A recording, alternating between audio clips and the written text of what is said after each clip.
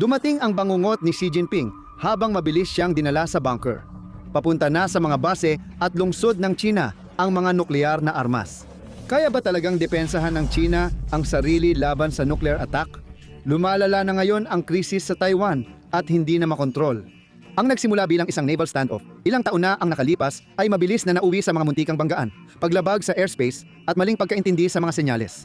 Nagpadala agad ng puwersa ang Estados Unidos sa rehiyon para ayusin ang sitwasyon, ngunit hindi stabilization ang tawag dito ng Beijing.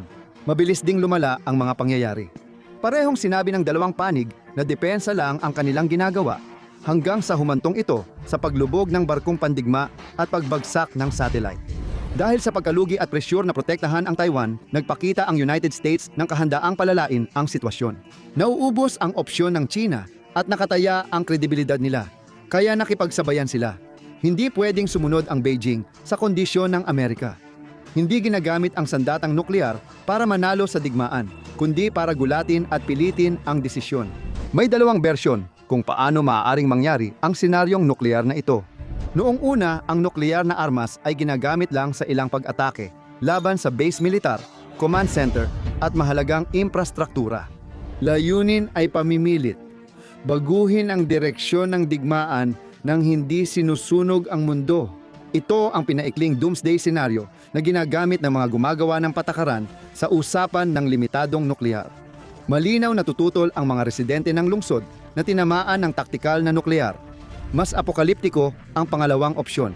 Imbes na kakaunting warhead, haharapin ng China ang malawakang nuklear na atake na sabay-sabay mula sa lahat ng direksyon para lampasan ang kanilang depensa. Kumikilos pa rin ang mga missile system habang may babala, pero mabilis nag-iiba ang sitwasyon kapag nauubos ang interceptor at kailangang magdesisyon agad. Sa puntong iyon, hindi na mahalaga kung anong pinsala ang mapipigilan ng China, kundi kung gaano kalaking bahagi ng bansa ang makakaligtas at gagana pa. May isang mahalagang bagay na dapat maintindihan tungkol sa pagtatanggol laban sa mga nuklear na misil. Maaari kang magkaroon ng lahat ng pinakabagong interceptor sa mundo. Pero kung hindi kayang makita ng tama ng nagtatanggol na bansa kung ano ang paparating, para lang silang naglalaro ng dodgeball na nakapiring. Naiintindihan ito ng China. Noong 2010 sinimulan nilang gawin ang sariling early warning satellite network tulad ng sa Amerika. Noong 2017 inilunsad nila ang Communications Technology Experiment Satellites para magmasid sa thermal signature ng paglulunsad ng mga misil. Layunin lang nito na matukoy ang infrared bloom ng Intercontinental Ballistic Missile Engine na 22,000 milya sa ibaba. Parte lang din ng kwento ang mga satellite. Nagtayo ang China ng napakalalaking unit ng radar installation na kayang matukoy ang paglulunsad ng misil mula halos 2,500 milya ang layo. Estratehikong inilagay ang mga ito sa iba't ibang lugar ng bansa, kabilang ang isa sa Alaska, dahil doon magmumula ang American Intercontinental Ballistic Missile. May mga sistema rin sa Fujian at Xinjiang na sumasaklaw sa ibang daanan.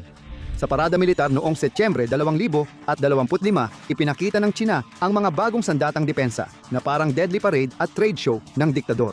3 anti-ballistic missile system ang ipinakita bilang patong ng panangga na mahalaga sa senaryong nuklear ng China. Ang headquarters CMC ang unang layer at namamahala sa mababang altitude na gawain. Ito ang nuclear goalkeeper ng China na target ang papalapit na medium at short-range missile sa target. May headquarters, 11 na kayang pabagsakin ang missile sa taas na 125 milya at bilis na 33,000 talampakan bawat segundo. Ang headquarters, 11 ay ginagabayan ng Type 600 at 10 A radar at maihahambing sa THAAD system ng Amerika. Kaya nitong tamaan ang ballistic missile sa 1,000, 800, 2,500 range class, kaya sakop ang karamihan sa regional na banta. Ang headquarters, 20 ang pinakamahalagang bahagi ng Chinese Defense Triad. Isa itong exo-atmospheric interceptor na gumagana sa labas ng atmosfera. Lubos na nakatuon sa pagtama ng mga missile sa kanilang mid-course phase, sa taas na higit sa 73 milya. Di tulad ng ground-based interceptors ng Amerika na nasa mga silo lang, ang headquarters, 20 ay mobile at nakakabit sa launcher vehicles kaya pwede itong ilipat kung saan kailangan. Sa teorya, kahanga-hanga ito. Layered defense na may early warning satellites, ground radar at 3 antas ng interceptor missiles. Sa papel, may isa sa pinakasopistikadong missile defense network sa mundo, ang China. Isang tunay na gintong simboryo na nagpapasilaw sa buong mundo, lalo na sa Amerika. at nagdudulot ng inggit. Pero ang nasa papel at ang realidad, magkaibang-magkaiba. Tingnan natin kung anong mangyayari kapag totoong lumipad ang mga missile sa unang senaryo. Ito ang bersyon ng digmaang nuklear na sanay dito na matapos. Dahil ang isa pa'y hindi lang binabago ang digmaan, kundi winawakasan ang bansa. Kahit saan sa Pasipiko. 2 American Ohio-class submarines ang nasa matinding alerto. Ibig sabihin, nasa loob sila ng saklaw at handang maglunsad anumang oras. Bawat isa ay may dalang 20 Trident 2 missiles. Bawat missile ay may 6 na warheads, kaya posibleng 200 at 40 nuclear strikes mula sa 2 submarino na hindi napapansin. Buti na lang, hindi sila inutusan na simulan ang apocalypse.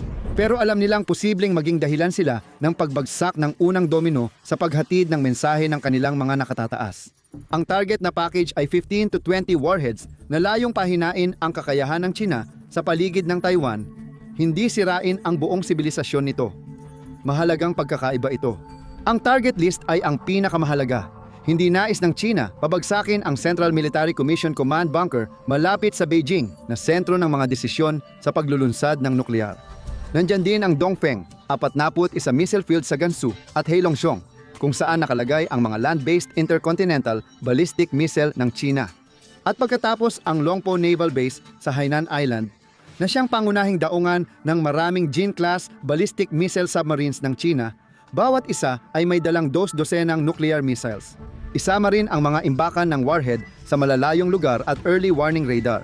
At may target package ka na para pahinain ang kakayahan ng China na lumaban. Ang warhead na gagamitin ng mga Amerikano ay W-88 S-400 at 75 kilotons bawat isa. Para lang sa kaalaman mo, 16 na kilotons lang ang bomba sa Hiroshima, pero ito ay 30 beses mas malakas. 25 minuto lang ang paglipad mula paglunsad hanggang tama. Kapag lumitaw sa dagat ang Amerikanong Trident missile, agad makikita ng Chinese satellite ang infrared bakas ng rocket motor. Hindi ito maiiwasan. Ang paglulunsad ng missile ay parang pagsindi ng 20 malalaking flares sa dilim. Agad may alerto sa military network at tumutugon ang China. Ito ang pinakadelikadong bahagi ng palitan ng nuklear, ang decision window na nagsisimula sa ilang tao na nakatutok sa screen. Sa BAS 37 pasilidad ng China para sa Space Domain Awareness, pinapanood ng mga operator ang lumalabas na mga track sa monitor. Mga 60 segundo bago nila makumpirma na hindi drill o glitch, totoong banta at mabilis na papalapit. Kailangan ng magdesisyon ang pamunuan ng China kung mananatili o mawawala sa kontrol. Magpapakawala ba sila ng sandata agad base sa babala kahit may panganib ng digmaang nuklear? O maghihintay at isusugal ang pagkawala ng command center at komunikasyon? Kailangang pumili ng mga komander kung ano ang ipagtatanggol dahil limitado ang interceptor. Hindi lahat, tulad ng mga misil silo sa Beijing at base ng submarino, ay kayang protektahan. Bawat interceptor na ginamit ay nag-iiwan ng target na hindi protektado. Habang umaakyat ang mga misil sa itaas ng atmosfera, nilalak ng Type 600 at 10 A radar sa lupa ang mga ito. Nagko-compute ang mga computer system ng trajectory at tinutukoy ang destinasyon ng bawat warhead. Agad nalalaman na ang target ay hindi lungsod kundi mga command na infrastruktura. Tinatawag ito ng mga strategies na counter-force strike para pigilan ang lakas militar. Nag-a-activate ang civil defense system. Pero ang mga modernong megacity ng China ay halos walang puwang para sa makabuluhang proteksyon. May mga silungan pero karamihan ay luma na, hindi mapuntahan o sadyang napakalayo. Hindi posible ang mabilisang paglikas ng milyon-milyong tao. Para sa karamihan ng sibilyan, malapit sa target ng militar, nakaasa ang kaligtasan sa kanilang kinaroroonan sa oras ng babala. Hindi na buhay ang inaalala ng civil defense, kundi pagpigil ng panik. Pag naintindihan ito ng China, 20 minuto na lang para makaresponde. Nagpa-flash ang launch permits sa headquarters, 29 batteries sa Beijing at Inner Mongolia, at natatanggap ng mga komandante ang firing solution. Napakakomplikadong mga kalkulasyong matematika na nagsasabi sa bawat interceptor kung saan eksaktong pupunta at kailan dapat makarating doon, kahit pa magtagumpay ang mga interceptor. Hindi lang sa blast radius ang pinsala, pati mga base na ligtas pwedeng mawala ng kuryente, komunikasyon o gasolina. Buo pa ang eroplano, pero di makalipad dahil sa electromagnetic pulses na sumira sa avionics. Buhay ang unit, pero putol na ang koneksyon. May puwersa pa rin ang China sa papel, pero sa realidad, humihina na ang koordinasyon nito. Ang headquarters, 29 interceptor, ay dapat direktang tumama sa warhead, nangangailangan ng matinding kontak. Habang nangyayari ito, umaabot sa 23x ng bilis ng tunog ang warhead sa vacuum ng kalawakan. Sa iisang pagkakataon para magtagumpay, ang mga Headquarters Interceptor missile ng China ay ginawa para kayanin ang matinding gravitational stress habang nagmamaniobra. Ang uri ng pagbilis na kayang gawing parang sabaw ang katawan ng tao.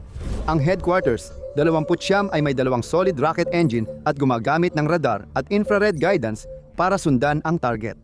Nagpasya ang Beijing na maglunsad ng 40, tig-2 kada target para salubungin ang American Tridents. Sa sandatang nuklear, mahalaga ang dagdag na kasiguraduhan. Sa 15 minuto bago tumama, panahon ng pag-isipan ang matematika kahit sa perpektong kondisyon ng pagsubok para sa tagumpay. Ang mga sistema tulad ng THAD ng Amerika ay nakakamit ng humigit kumulang 85 hanggang 70% rate ng pagharang. Maging optimistiko tayo at sabihin nating ang mga sistema ng China ay gumagana sa 85%. Sa 40 interceptor versus 20 warhead, mga 16-17 lang ang mahaharang, kaya 3-4 na warhead ang makakalusot.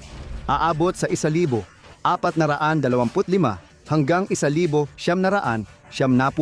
kiloton ng puwersang pasabog ang tatama sa China.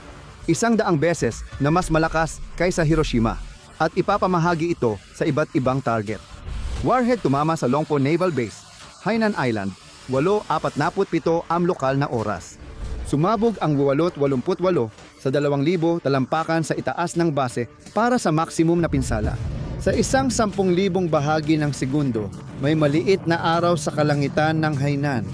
Sa 180 milyong degree Fahrenheit, lumalawak ang fireball hanggang 1.8 milya diametro at agad nawawala ang lahat sa loob nito. Nagiging singaw ang mga gusali, plasma ang mga tao at bumibilis ang alon ng pagsabog. Bumibilis ito ng 620 milya kada oras at winawasak ang mga reinforced concrete na lagusan ng submarino. 4 sa 6 na Jing-class submarino ng China ay nasa daungan para sa maintenance. 4 na submarino at 48 nuclear missiles ang agad nasira. Tinatayang 15,025 sundalo at sibilyang kontratista ang nasawi. Ang thermal radiation ay nagdudulot ng sunog sa 9 milyang paligid. Ang electromagnetic pulse ay sumisira sa lahat ng hindi protektadong kagamitan sa katimugang Hainan Island. At iyon pa lang ang unang atake. Pero, at ito ay mahalaga, may 2 pang Jing-class submarino sa Pasipiko. Noong nangyari ito, nagtago sa ligtas na lalim. Nakaligtas sila at may mga misil pa rin. Nananatiling buo ang kakayahan ng China para sa regional second strike.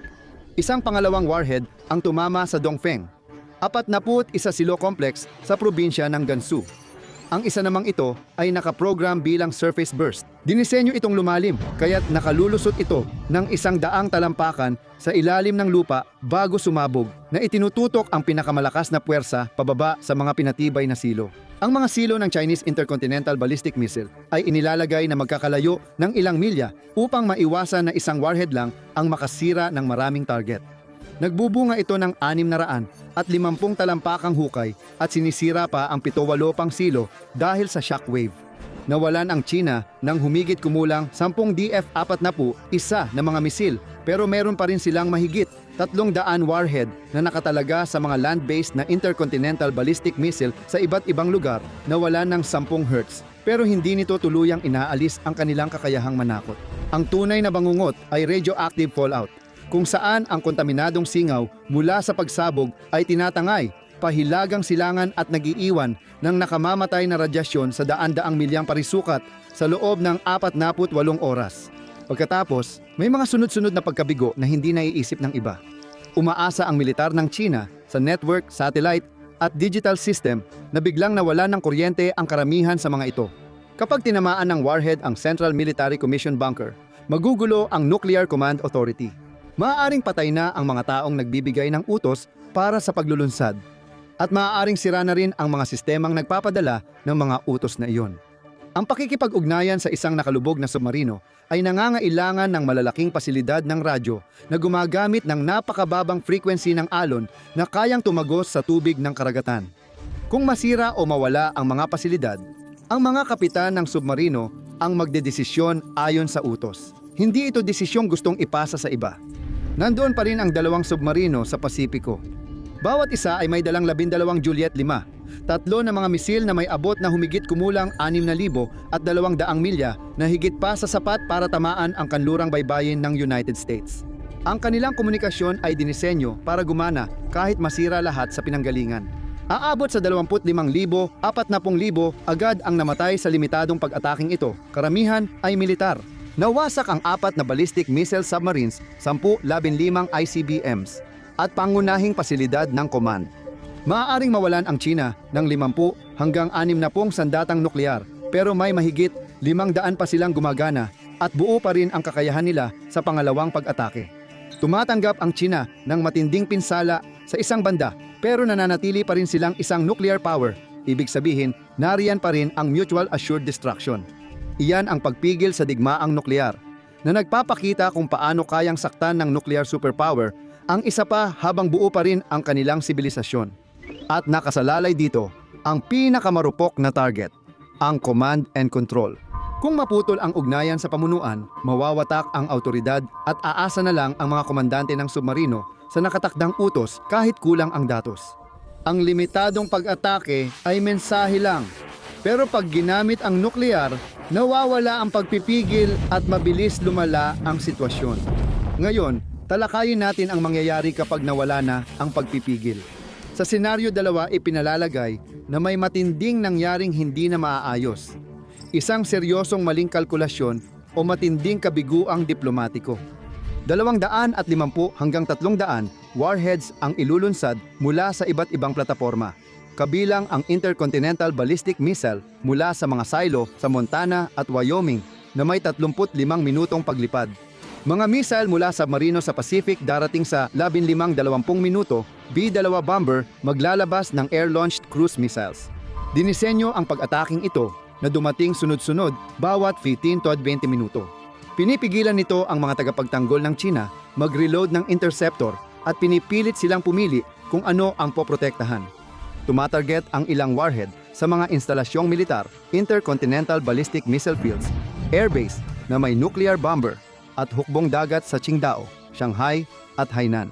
Tinatarget din nito ang mga ekonomikong lugar gaya ng malalaking pantalan na may 40% ng global container traffic, mga sentro ng pagmamanupaktura, planta ng kuryente at oil refinery. May mga sentro ng populasyon.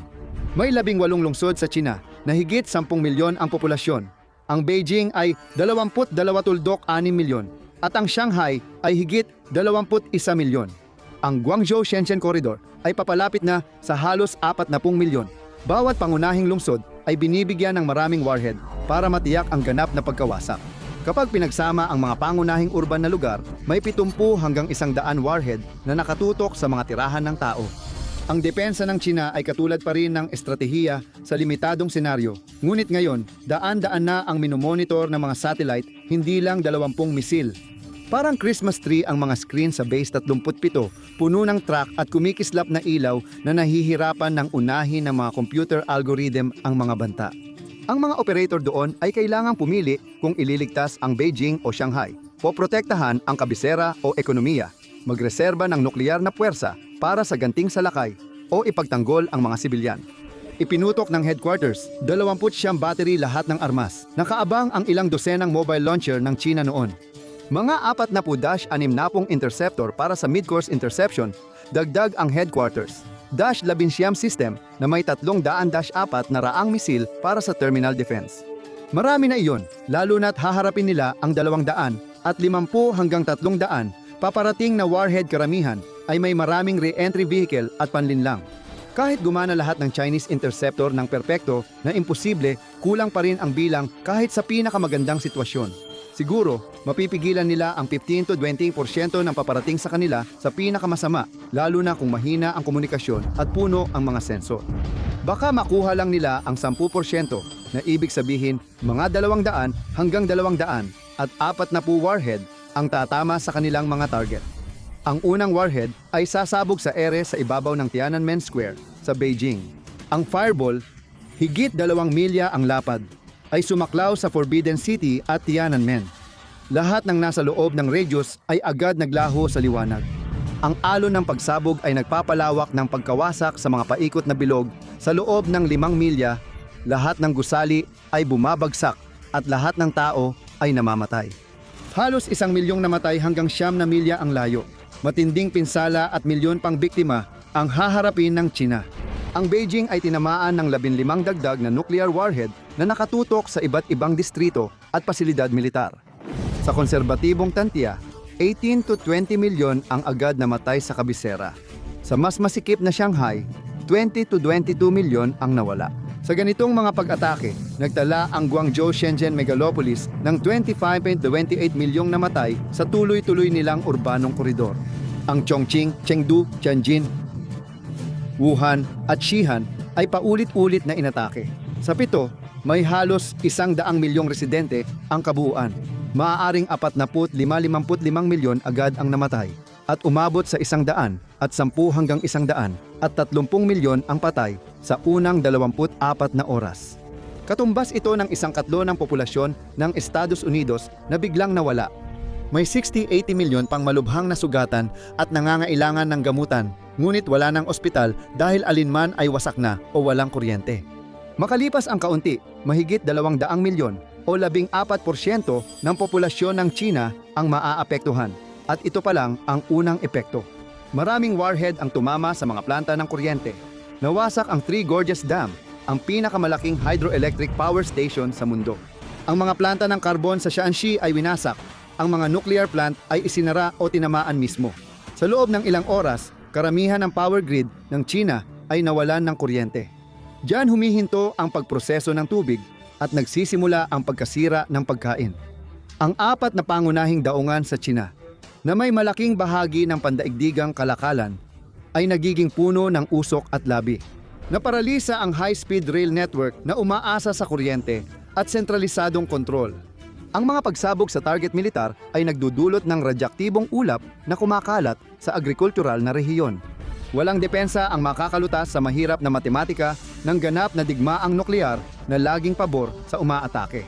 Mas mura gumawa at magpalipad ng 300 nuclear warheads kaysa gumawa ng sistemang pangharang sa 300 warheads.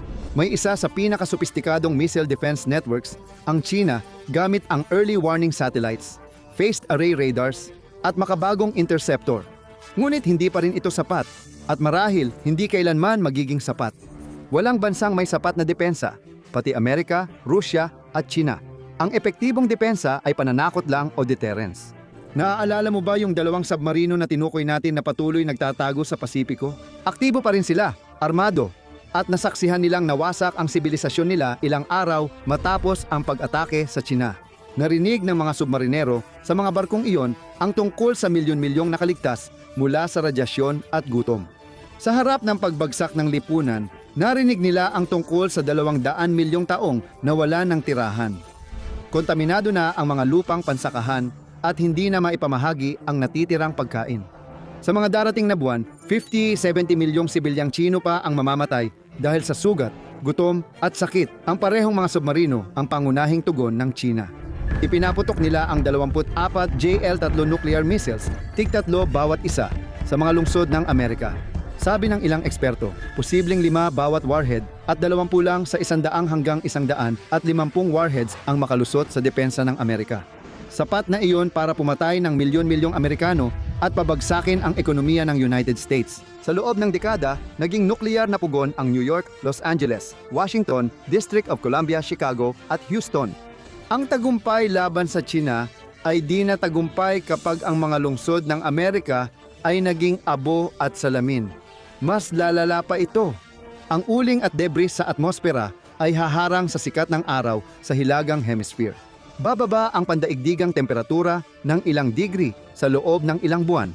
Babagsak ang mga panahon ng pagtatanim at mabibigo ang mga ani. Sa buong mundo, ang pandaigdigang ekonomiya pinahirapan ng pag-atake sa China at Estados Unidos ay guguho. Ipinapakita ng mga modelo na hindi bababa sa 2 bilyong tao pa ang mamamatay sa buong mundo dahil sa taggutom na dulot ng nuclear winter. Kaya bang depensahan ng China ang sarili laban sa nuclear na atake, limitadong strike o malawakang pag-atake? Hindi! At wala ring bansa ang kaya. Sa ganitong sitwasyon, kahit sino pa ang manalo, talo pa rin. Tingnan mo kung paano tutugon ang United States kung lusubin ng China ang Taiwan o i-click ang video na ito.